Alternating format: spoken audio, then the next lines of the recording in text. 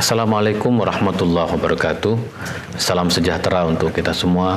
Om Swastiastu, Namo Buddhaya, salam kebajikan, Rahayu. Pemirsa yang berbahagia, kita hadir kembali dalam Serba-Serbi Tunisia bersama Gus Dubes, program dialog dan bincang-bincang santai tentang Tunisia, tentang hubungan bilateral Indonesia-Tunisia, tentang kondisi WNI dan mahasiswa kita di Tunis dan Tunisia ini. Lalu ya kita mengenal secara lebih jauh tentang peradaban Tunisia. Tentu ini semua kami persembahkan kepada seluruh warga negara kita di tanah air supaya mempunyai pengetahuan, informasi dan wawasan tentang Tunisia. Karena jujur saja sebelum saya berangkat ke Tunis ini, saya banyak mencari tahu tentang Tunisia, tetapi informasi yang berbahasa Indonesia tidak banyak. Umumnya berbahasa Inggris, berbahasa Prancis, dan berbahasa Arab. Oleh karena itu, selama 1 bulan ini, KBRI Tunis mempunyai inisiatif untuk menghadirkan podcast tentang serba-serbi Tunisia, supaya kita semua mempunyai informasi yang komprehensif tentang kota yang indah ini. Nah pemirsa, pada episode kali ini kita akan membincangkan tentang kerjasama ekonomi dan perdagangan antara Indonesia dan Tunisia, dan telah hadir bersama saya diplomat yang membidangi fungsi ekonomi, Pak Baskoro. Assalamualaikum Pak Baskoro. Waalaikumsalam Pak Dubes. Terima kasih Pak Baskoro. Ini adalah pasukan khususnya KBRI Tunis yang setiap hari bekerja mengabdi agar hubungan ekonomi kerjasama di antara kedua negara itu betul-betul kuat dan saling menguntungkan. Nah, sebagai informasi kepada para pemirsa, alhamdulillah perdagangan kita dari Indonesia ke Tunis pada tahun 2021 ini mengalami peningkatan sekitar 83%. Nah, saya kira itu juga berkat kerja dari Pak Baskoro, karena Pak Baskoro sudah diplomat kita, sudah bekerja sejak tahun 2020 di Tunisia ini. Nah, Pak Baskoro bisa memberikan gambaran umum dulu bagaimana kondisi hubungan ekonomi di antara kedua negara ini. Siap Pak Dubes. Terima kasih Pak Dubes atas kesempatannya. Sebelumnya mungkin saya mau menyapa juga para pemirsa. Terima kasih sekali lagi, perkenalkan saya Baskoro, di sini bertugas sebagai fungsi ekonomi di KBRI Tunis. Kalau bicara mengenai kerjasama ekonomi Pak Dubes antara Tunisia dan Indonesia, mungkin tadi sudah disinggung juga oleh Pak Dubes bahwa Tunisia ini mungkin termasuk negara yang masih kurang dikenal Pak ya di Indonesia, dan begitu pula di bidang ekonominya Pak. Jadi di bidang ekonomi kerjasama Indonesia dan Tunisia itu bisa dibilang Tunisia ini masih belum menjadi pasar tradisional untuk Indonesia Pak. Jadi kerjasama ekonomi antara Indonesia dan Tunisia itu masih sangat terbatas hingga saat ini, karena memang masih ada beberapa hambatan tentunya Pak Dubes. Tapi kita di KBRI selalu bekerja tidak kenal lelah untuk mengatasi hambatan-hambatan itu. Kalau dari segi perdagangan, ada satu komoditas ekspor Indonesia yang sangat menonjol di Tunisia. Komoditas itu yaitu palm oil atau minyak kelapa sawit Pak Dubes. Jadi minyak kelapa sawit Indonesia di Tunisia, khususnya yang crude palm oil atau CPO, itu mewakili atau menyumbangkan sekitar 80%. Wah, itu besar ya, mayoritas berarti. Betul Pak, 80% dari total ekspor Indonesia ke Tunisia. Di satu sisi ini memang menunjukkan kualitas dari palm oil Indonesia yang sangat disukai di Tunisia. Namun di sisi lain, kalau dari saya pribadi Pak Dubes, ini bisa jadi sebagai tantangan juga Pak Dubes, karena tentunya kita harus mendiversifikasi produk. Jadi tidak hanya produk palm oil, kita juga ingin memajukan ekspor produk-produk Indonesia lain ke Tunisia, gitu Pak Dubes. Itu apa kesannya importer sini tentang CPO kita? Kesan importer sini tentunya mereka sangat puas Pak Dubes. Jadi selama tahun 2021 kemarin di sela-sela kebijakan pandemi yang cukup ketat Pak Dubes, kami menyempatkan diri untuk berkunjung ke 4 importir palm oil terbesar di Tunisia Pak Dubes. Jadi 3 itu ada di kota Tunis, kemudian 1 itu ada di kota Sfax. Dari semua importir tersebut, memang mereka mengakui mereka tidak hanya melakukan impor dari Indonesia, melainkan juga dari Malaysia. Namun demikian, mereka sangat mengharapkan apabila mereka bisa mengimpor lebih banyak dari Indonesia, tentunya mereka akan melakukan impor kelapa sawit tersebut, Pak Dubes. Dan mungkin ada satu hal, Pak Dubes, yang perlu menjadi catatan kita, bahwa di Tunisia itu sejauh ini mereka baru hanya mengimpor kelapa sawit yang bukan dalam kemasan, artinya masih bulk atau masih bahan mentah ya? Masih mentah. Makanya tadi saya bilang komoditas yang diimpor itu adalah crude palm oil. Kenapa begitu? Karena kalau kita melihat dari perekonomian Tunisia, Pak Dubes, perekonomian Tunisia itu memang dalam beberapa tahun terakhir, khususnya setelah revolusi, bisa saya katakan Pak Dubes ya. Kalau kita lihat dari dari angka penganggurannya, memang angka pengangguran khususnya setelah revolusi itu cukup tinggi Pak Dubes, di mana angka pengangguran itu konstan di angka 15% dari total penduduk Tunisia. Bahkan ketika pandemi kemarin, ketika pandemi COVID, angka pengangguran itu naik lagi menjadi 18%. Wow. Jadi angka pengangguran yang tinggi ini yang menyebabkan Tunisia memprioritaskan untuk mengekspor bahan-bahan mentah, Pak Dubes. Kenapa mereka mengekspor bahan mentah? Karena ketika Tunisia mengekspor bahan mentah, mereka bisa membuka industri untuk masyarakat lokal mereka. Jadi sebagai contoh, palm oil yang kita ekspor dari Indonesia ke sini, di Tunisia itu diolah lagi menjadi berbagai macam bahan. Baik itu menjadi minyak sawit yang dalam kemasan maupun produk-produk lainnya. Artinya bisa menciptakan lapangan pekerjaan. Artinya betul, itu yang diprioritaskan oleh pemerintah Tunisia, menciptakan lapangan pekerjaan dari impor yang mereka lakukan. Kurang lebih seperti itu Pak Dubes. Selain palm oil, minyak kelapa sawit, saya dengar ada furniture. Pak Baskoro bisa ceritakan kepada pemirsa. Iya, betul Pak Dubes. Jadi memang furniture ini cukup unik Pak Dubes, karena sebenarnya furniture ini salah satu komoditas yang banyak diimpor oleh pengusaha-pengusaha Tunisia. Namun demikian memang kita tidak bisa melihat langsung dari data perdagangan bilateral yang dimiliki oleh Tunisia dan Indonesia. Karena untuk produk furniture ini, sebagaimana pengakuan dari para importir di sini Pak Dubes, jadi mereka itu mengimpor melalui negara ketiga Pak. Jadi sayangnya memang ini tidak tercatat di perdagangan bilateral kita.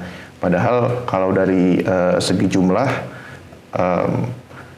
jumlahnya itu sudah sangat besar sekali. Fantastis juga ya. Betul, dan dimulai sejak tahun 77 loh Pak Ridho. Betul, Pak Dubes. Sejarahnya panjang ya. Sejarahnya panjang sekali, dan tidak hanya 1 atau 2 Pak Dubes ya, tapi ada beberapa importir yang mungkin kita sudah sama-sama temui juga, kurang lebih 3 importir yang sudah kita temui, dan saya yakin masih ada beberapa importir yang lain Pak, walaupun mungkin data saya itu yang Pak Baskoro kasih itu ada 2-3 lagi itu. Betul Pak Dubes.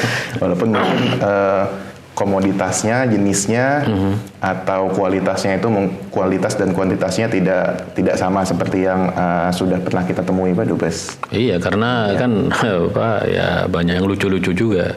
Mereka impor furniture dari Cina, dari Perancis, tapi asalnya produk Indonesia. Betul, Pak Dubes. Ya. Itu yang Pak Baskoro ceritakan pemirsa, dan saya sebagai duta besar memang supaya kita lebih lebih partisipatif untuk mendatangi importir para pengusaha dari Tunisia untuk menyapa mereka, ya minimal mengucapkan terima kasih sudah membeli produk-produk Indonesia, memasarkan produk-produk Indonesia. Dan memang kebanggaan karena saya kalau ke Hotel Movenpick, Hotel Bintang 5 yang sangat terkenal di Tunis dan di Santero Tunisia ini, memang itu furniturnya Indonesia. Lalu kemudian Novotel, restoran-restoran, kafe-kafe, rumah-rumah kaum kelas menengah, kaum elit itu. Bahkan dulu itu Pak Baskoro, istana kepresidenan zaman bin Zainal Abidin bin Ali itu furniturnya konon katanya dari Indonesia juga ya. Betul. Saya juga sempat dengar dari teman-teman lokal staff kita yang ada di sini Pak Dubes bahwa ya memang dari keluarga presiden waktu itu juga membeli furniturnya dari Indonesia Pak Dubes. Karena kalau saya coba mengutip dari salah satu teman kita Pak yang importir furniture juga di sini, Pak Basir, yang kemarin baru saja kita berikan penghargaan Prima Duta Awards Pak Dubes. Kalau menurut Pak Basir itu kan furniture yang ada di Indonesia itu tidak ada padanannya di manapun di seluruh dunia. Makanya Pak Basir itu sejak 17 tahun yang lalu sampai dengan sekarang masih setia untuk mengimpor barang-barang Indonesia. Jadi kalau menurut beliau ya karena bahkan Pak Basir punya gudang di Jepara. Iya. Jadi dia punya stok ya barang-barangnya. Dan furniture yang dibeli dari Indonesia itu dari Jepara, Situbondo, Solo, Bandung itu selalu ludes. Betul. Dibeli oleh ini. Nah, Pak Baskoro bisa ceritakan tentang produk-produk furniture yang disukai di sini. Ya, jadi rata-rata produk-produk furniture yang diimpor dari Indonesia di sini itu pembelinya kebanyakan dari pengusaha juga, Pak Dubes. Jadi memang bukan dari perorangan, justru dari pelaku-pelaku usaha lokal Tunisia yang bergerak di bidang horeca, di bidang hotel, restoran, dan kafe. Jadi pembeli-pembeli setianya, termasuk pembeli setia dari Pak Basir, memang mereka berasal dari pemilik hotel, pemilik kafe, dan pemilik restoran yang furniture-nya itu digunakan sebagai dekorasi baik di kamar maupun di lobi-lobi. Mungkin sama seperti yang sudah disampaikan oleh Pak Dubes tadi.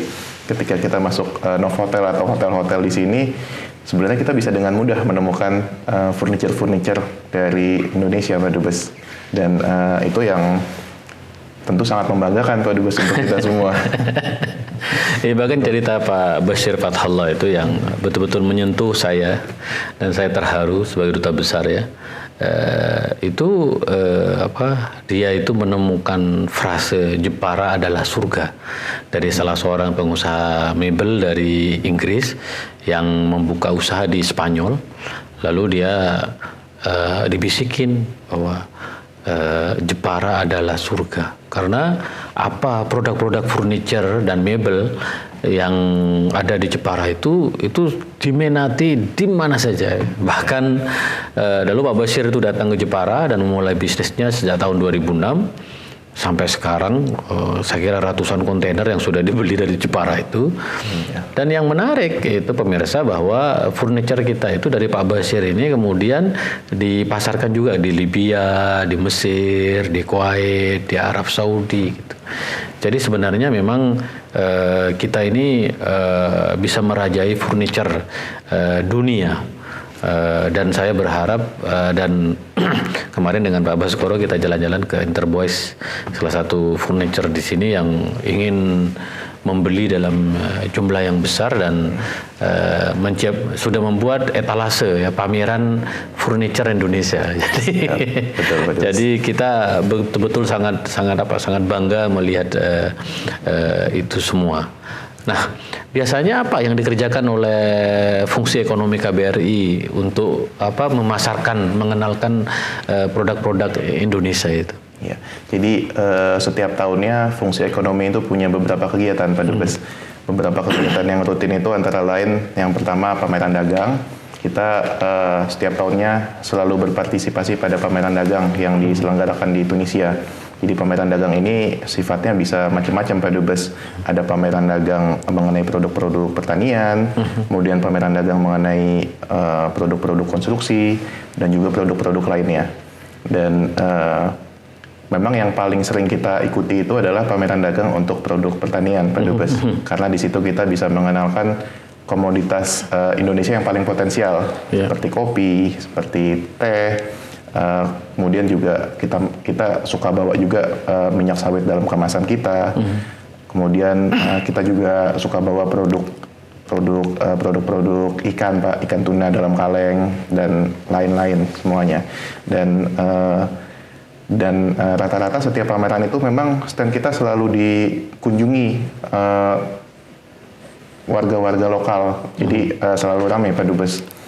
Apalagi kalau kita biasanya suka menyediakan kopi atau teh yang kita bikin atau kuliner. Ya, karena warga lokal Tunisia ini kan sangat suka untuk mencoba hal-hal yang baru Pak Dubes. Jadi setiap kita tawarkan pasti mereka sangat tertarik, dan juga kalau kita tanya apakah kamu mau beli produk ini, kalau ada, oh tentu saja saya akan beli gitu Pak.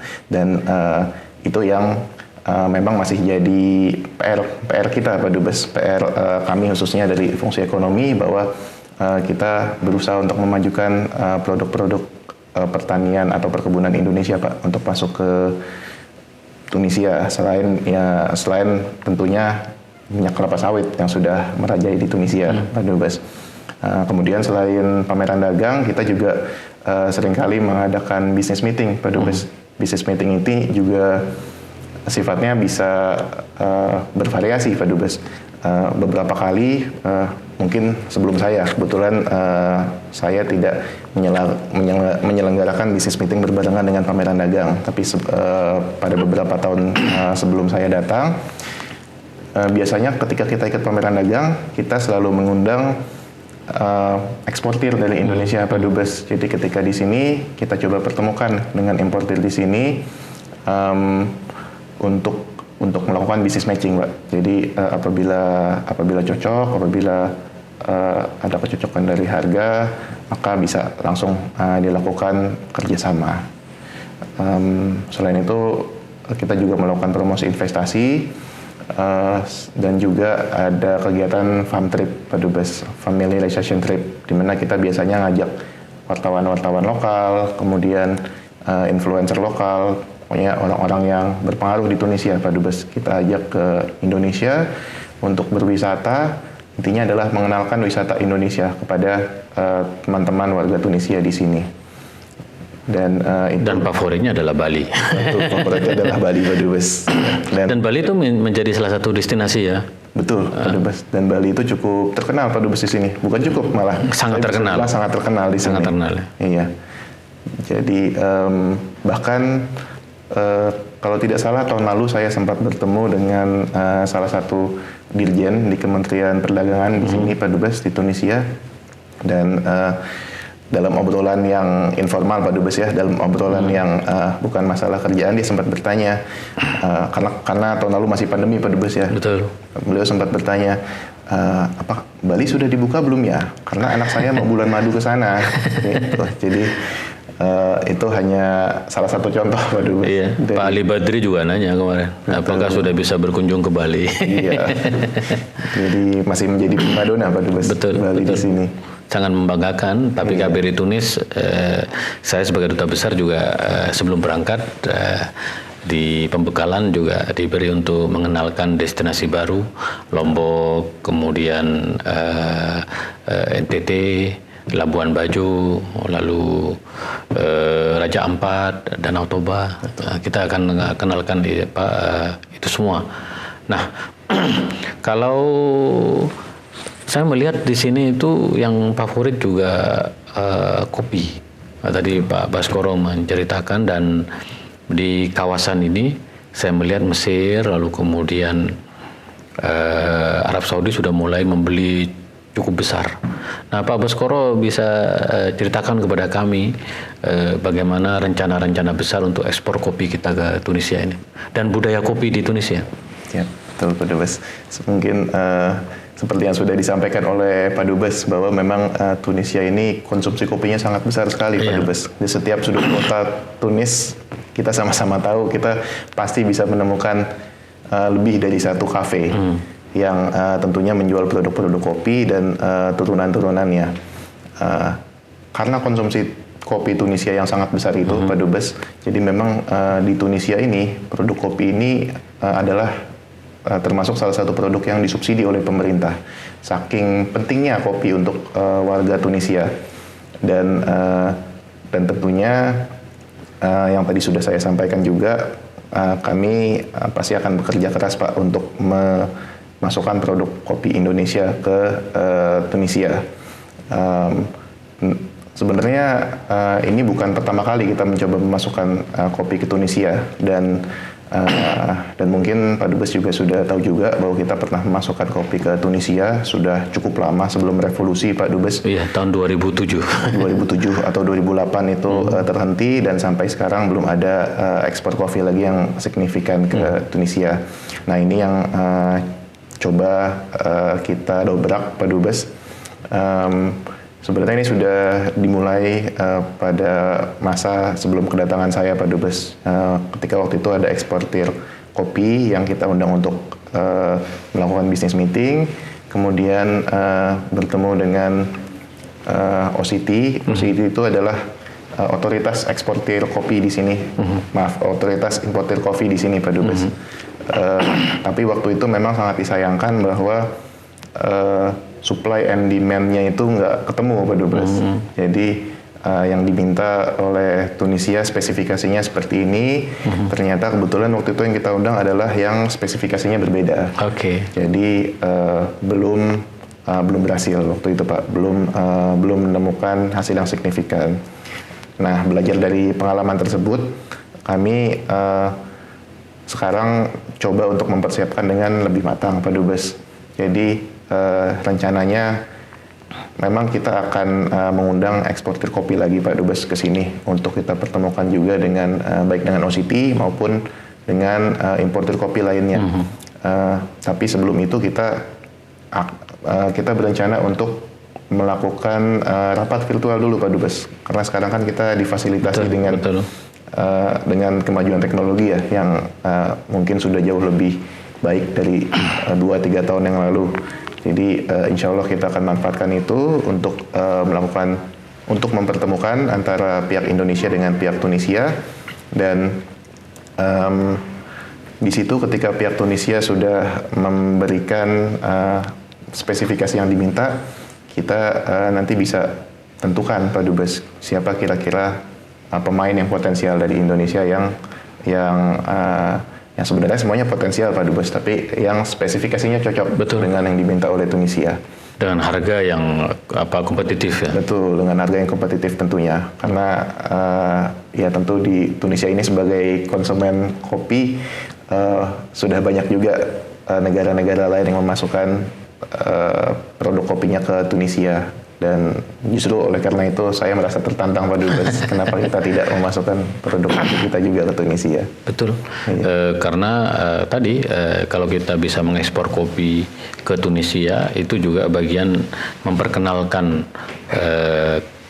keistimewaan kita sebagai sebuah bangsa. Karena ya kopi itu ya diminum, dikonsumsi setiap saat. Bahkan di Tunisia itu menjadi makanan pokok ya, sama dengan roti ya kan.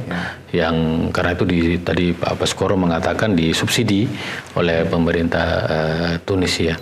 Nah, saya juga melihat sesuatu yang sangat potensial di Tunisia itu beras. Karena kalau kita lihat beras-beras yang ada itu kan beras-beras Pakistan, basmati sama India, lalu kemudian beras Thailand. Betul. Ya, kalau Pak Baskoro coba mungkin pemirsa penonton ya, saya mengundang karena konsumsi beras itu lumayan besar juga dari ekspatriat orang-orang Tunisia juga. Kemungkinan untuk mengekspor beras seperti apa, Pak? Kemungkinan untuk mengekspor beras tentunya terbuka, Pak Dubes. Walaupun sebenarnya Tunisia bukan salah satu importir utama beras Pak Dubes. Jadi beras ini memang bukan produk impor terbesar mereka. Namun seperti yang Pak Dubes bilang tadi juga, demand atau permintaan akan beras rupanya cukup tinggi juga Pak Dubes di sini. Mungkin kita sedang sama-sama mengalami juga Pak Dubes. Saat ini kita sedang kesulitan beras. Mungkin salah satunya karena demand yang cukup tinggi. Mungkin memang mayoritas bukan dari warga Tunisia, tapi dari warga-warga negara Asia yang lain seperti tentunya dari kita, dari Indonesia yang WNI-nya juga cukup banyak di sini Pak Dubes. Kemudian kalau kita lihat sebenarnya warung-warung Asia seperti warung-warung Korea, warung-warung Jepang, itu mereka kan juga menggunakan beras yang sama seperti yang kita makan Pak Dubes. Jadi dan di sini komunitas Asianya kalau saya perhatikan cukup besar Pak Dubes. Jadi dengan komunitas Asia yang cukup besar dan saya percaya mayoritas dari mereka juga makan beras sama seperti kita. Jadi saya rasa peluang untuk ekspor beras itu ke Tunisia juga cukup tinggi Pak Dubes. Bahkan mungkin ada satu Pak Dubes hal yang belum saya sampaikan Pak Dubes. Jadi 1 atau 2 minggu yang lalu ketika kami mohon izin ke Pak Dubes untuk bertemu dengan OCT Pak Dubes. Jadi memang pada prinsipnya kami membicarakan kopi, tapi mereka juga sempat tanya, negara kamu bisa ekspor beras atau enggak? Ternyata kan, iya. Jadi memang beras itu cukup dicari juga Pak Dubes di Tunisia. Tapi pada waktu itu saya sempat tanggapi, tapi sama mereka tapi mereka waktu itu ingin untuk kita fokus ke kopi dulu deh, gitu. Nanti setelah kopi jelas bagaimana, kita juga mau nih untuk ekspor beras ke Tunisia, untuk impor beras dari Indonesia ke Tunisia. Iya, saya juga ingin supaya UMKM petani-petani kita itu bisa langsung mengekspor berasnya ke Tunisia. Jadi kalau ada penonton podcast kami bisa hubungi kami di KBRI Tunis di website, tinggal diketik KBRI Tunis, ada kami menunggu kemungkinan untuk ekspor beras ini. Nah, sekarang ini kita sedang dengan Tunisia ini sedang memfinalisasi Preferential Trade Agreement, yaitu kesepakatan dalam bidang perdagangan. Pak Baskoro terlibat, ini harus diceritakan karena ini penting sekali. Kabarnya ini pecah telur di kawasan. Jadi di kawasan Timur Tengah ini kalau ini ditandatangani, ini menjadi yang pertama yang bersejarah kerjasama di bidang perdagangan. Bisa dijelaskan ke pemirsa tentang PTE ini? Ya, mungkin secara garis besar tadi sudah dijelaskan oleh Pak Dubes. Pada prinsipnya PTA ini adalah kesepakatan perdagangan antara Indonesia dan Tunisia. Mungkin agak berbeda Pak dengan Free Trade Agreement. Kalau Free Trade Agreement ini kan semua jenis barang, maksud saya secara umum dibebaskan dari kebijakan tarif. Kalau Preferential Trade Agreement ini memang tidak semuanya Pak Dubes, tapi hanya barang-barang, hanya komoditas-komoditas tertentu yang kita sepakati bersama antara Indonesia dan Tunisia. Nah, komoditas-komoditas itulah yang saat ini masih terus kita negosiasikan Pak Dubes antara Indonesia dan Tunisia. Barang-barang atau komoditas-komoditas apa saja nih yang mau dimasukkan ke dalam Preferential Trade Agreement ini. Ini yang masih terus kita negosiasikan. Perundingannya sendiri sudah dimulai pada tahun 2018 Pak Dubes. Ketika waktu itu Pak Menteri Enggar Tias Tolukita datang ke Tunisia. Kebetulan saya juga belum ada di sini Pak Dubes. Dan terus berlangsung dengan cukup lancar Pak Dubes. Namun demikian pada tahun 2020 bersamaan dengan pandemi, komunikasi kita jadi terbatas juga antara delegasi Indonesia dengan delegasi Tunisia. Nah, hal inilah yang menyebabkan perundingannya masih agak mandek sampai sekarang Pak Dubes, karena praktis sejak pandemi dimulai tidak ada kesempatan antara delegasi dan Tunisia dan Indonesia untuk bertemu secara tatap muka. KBRI sempat coba untuk memfasilitasi melakukan perundingan secara virtual Pak Dubes pada tahun 2020 dan 2021. kita coba lakukan secara virtual, namun memang karena tentunya berbeda Pak Dubes antara perundingan virtual dengan pertemuan secara face to face. Maka perundingannya dapat saya katakan belum menemui hasil yang maksimal. Karena baik keterbatasan teknis, kemudian juga kalau secara virtual itu ada keterbatasan waktu juga Pak Dubes. Karena kalau misalnya kita ada di satu tempat yang sama, kita bisa manfaatkan sepanjang hari untuk melakukan negosiasi. Betul. Nah, dalam konteks Indonesia dan Tunisia, kita memiliki perbedaan waktu 6 jam Pak Dubes. Iya. Jadi praktis maksimal kita hanya bisa memanfaatkan waktu maksimal 6 jam. Jadi pagi hari di sini dan siang hari sampai sore hari di Tunisia. Itu pun sebenarnya teman-teman dari delegasi Indonesia pun sudah ekstra Pak Dubes, karena mereka sampai lembur karena perundingannya belum selesai. Tapi memang waktunya masih kurang dan efektivitasnya masih berbeda dibandingkan dengan ketemu langsung. Makanya alhamdulillah, insya Allah pada bulan Mei ini Pak Dubes, Ba'da Ramadan kita sudah mengusulkan kepada pihak Tunisia untuk melakukan perundingan secara tatap muka di Tunisia. Jadi delegasi Indonesia sudah bersedia untuk datang ke Tunisia dan insya Allah perundingannya akan dilanjutkan pada bulan Mei 2022.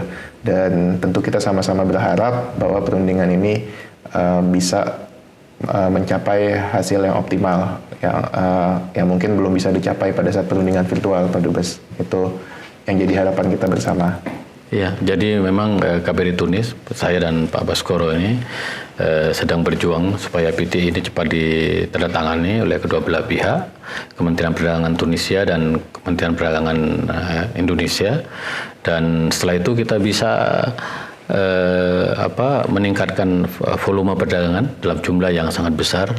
Pak Baskoro sudah punya banyak rencana-rencana besar. Saya juga ingin nanti ada Indonesia Mart di sini sehingga produk UMKM bisa dipasarkan di situ.